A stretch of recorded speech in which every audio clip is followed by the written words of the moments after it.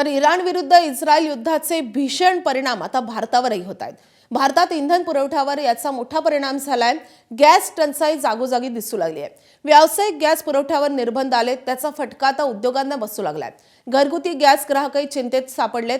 हवाई वाहतुकीचे इंधन महागल्यामुळे हवाई वाहतूकही महागली आहे। प्रवाशांवर इंधन अधिभार लावला जातोय। शेअर बाजारावरही याचा परिणाम झालाय। शेअर बाजार परवा मोठ्या प्रमाणावर कोसळला, काल काहीसा सावरलाय। सोने चांदीच्या किमती वाढल्यात, तर खतांच्या आयातीवर परिणाम झाल्यामुळे शेतीलाही याचा फटका बसू शकतो। तर कोणकोणत्या क्षेत्रांवर या सगळ्याचा परिणाम होतोय आपण ही दृश्य पाहतोय। इंधन पुरवठ्यावर सगळ्यात मोठा परिणाम झालाय। गॅसच्या दरात वाढ झालेली आहे। व्यावसायिक गॅसची टंचाई निर्माण झालेली आहे।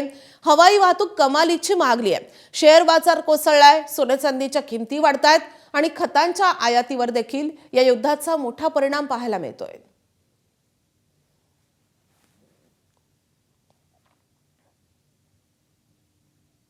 तर पिंपरी चिंचवड शहरात पुढील 2 महिन्यात तब्बल 10,000 लग्न सोहळे होणार आहेत।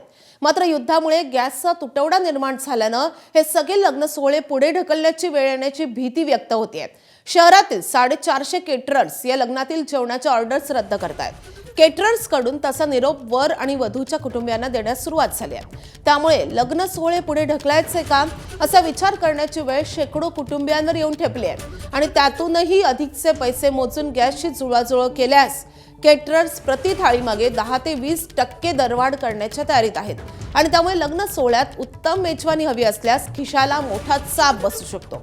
मात्र काहीही केलं असता गॅस उपलब्धच झाला नाही तर मात्र केटरर्सला मोठा फटका बसणार आहे। सोबतच त्यांच्याकडील 45,000 कर्मचाऱ्यांच्या रोजगाराचा प्रश्नही या निमित्तानं निर्माण झालाय।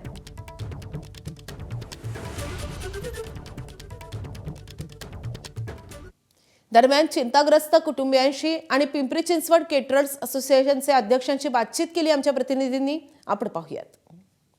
गणेश जगताप यांच्या पुतणीचं लग्न आहे, परंतु ऐनवेळी त्यांना कळवण्यात आलेलं आहे की आम्ही तुम्हाला जेवण उपलब्ध करून देऊ शकत नाही, कारण युद्धामुळे गॅसचा तुटवडा झालेला आहे। जगताप आत्ता आपल्यासोबत आहेत। आनंदाचा क्षण खरं तर लग्न म्हटल्यानंतर असतं, परंतु थोडं चिंतेचं सावट दिसतंय तुमच्या कुटुंबावरती।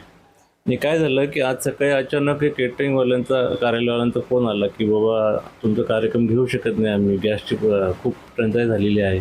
तर त्याच्यातनं त्या कसा कार्यक्रम करणार, तर त्यासाठी आता मला बोलवण्यात आलेलं आहे की बाबा तुमचा कार्यक्रम घेण्याचं शक्य नाही म्हणून। बरेच पाहुण्यांना आम्ही आमंत्रण दिलेलं होतं, पण आता काय करणार, आम्ही मुलाच्या लोकांना बी सांगितलं होतं की या तारखेला लग्न होणार आहे, पण आता गॅसचा तुटवडा असल्यामुळे अण्णांचा फोन आलेला होता।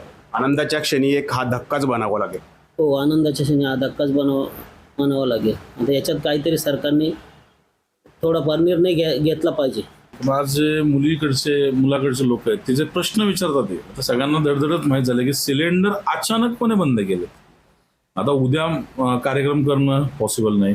या लोकांनी 3-3 महिने अगोदर बुकिंग काय सगळी छान सेवा मिळावीत म्हणून लोक आज इकडे येतात आणि हे अशा पद्धतीने सिलेंडरच मिळणार नसेल तर कार्यक्रम कसे होणार, कुठलाच कार्यक्रम होऊ शकत नाही। त्यातूनही समजा व्यावसायिक गॅस उपलब्ध करून देण्याची तयारी कुणी दाखवली, तुम्ही ते मिळवलं, तर त्याचं अवाजवी दर असणार, मग तुम्ही प्रति थाळी माग दर वाढवण्याची पण मानसिकता निर्माण झाली। सिलेंडरचा जर का भाव त्यांनी वाढवून दिला असेल तर मला त्या डिशवर 10-20% काही ना काहीतरी लावा लागणार, कारण मी तो एवढ्या महागात विकत घेतोय।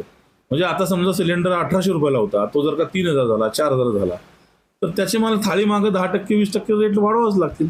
या शेकडो कुटुंबियांमध्ये आनंदाचं वातावरण असतानाच त्यांच्यावरती या युद्धामुळे चिंतेचं सावट सुद्धा निर्माण झाल्याचं आपल्याला पाहायला मिळत आहे। कॅमेरामॅन शैलेश जाधवसह नाजिमुल्ला, एबीपी माझा, पिंपरी चिंचवड। एबीपी माझा, उघडा डोळे बघा नीट।